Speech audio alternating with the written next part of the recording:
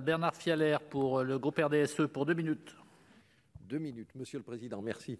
Madame la Ministre, le contrôle aux frontières et le défi migratoire s'accompagnent nécessairement d'une réflexion technique et pratique sur les démarches relatives aux droits de séjour et aux naturalisations auxquelles sont confrontées les personnes arrivant dans notre pays. Car, comme nos concitoyens, les personnes qui demandent un titre de séjour sont confrontées à une nouvelle pratique administrative, celle de la dématérialisation. Notre Assemblée a déjà montré sa sensibilité sur la question de l'électronisme, qui approfondit certaines fractures et est un handicap majeur dans une société toujours plus numérisée.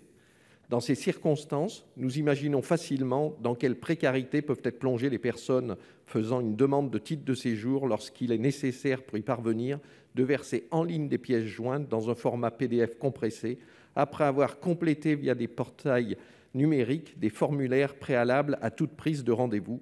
Faut-il encore avoir accès à Internet dans des conditions convenables ?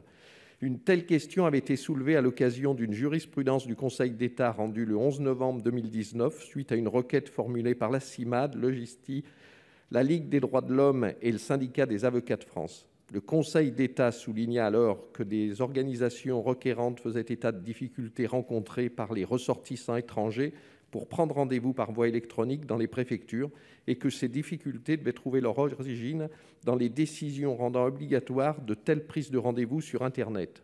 Aussi, Madame la Ministre, quelles mesures comptez-vous prendre afin de vous assurer que les personnes immigrant en France puissent être en mesure d'effectuer dignement leurs démarches en vue de la régularisation de leur situation ? Merci, Madame la Ministre. Merci Monsieur le Président, Mesdames et Messieurs les sénateurs, Monsieur le sénateur Fialaire.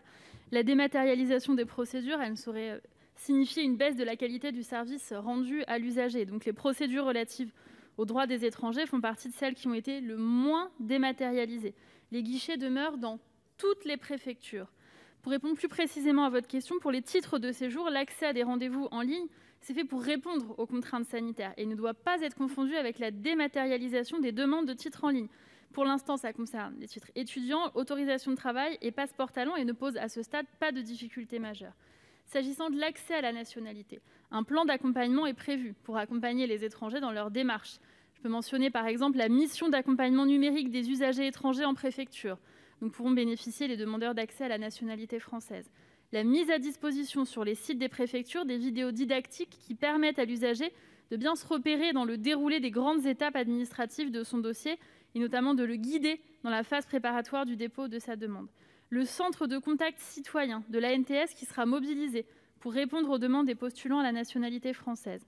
De manière générale, la dématérialisation des procédures étrangers, entre guillemets, s'est faite autour de l'usager. Numéro de dossier unique qui le suit maintenant tout au long de son parcours, réduction des délais d'instruction, réduction du nombre de passages obligatoires en préfecture et enfin des moyens alternatifs d'accompagnement sont prévus pour les étrangers qui ne se retrouveraient pas dans ceux qui sont déjà prévus à l'heure actuelle. Je vous remercie. Merci, chers collègues. Oui, seulement il semblerait que certaines administrations n'auraient pas tenu compte de ces avertissements. En effet, un certain nombre d'autres recours juridictionnels ont pu être introduits afin de contester des arrêtés de préfecture imposant aux personnes étrangères de déposer en ligne leur demande de titre de séjour.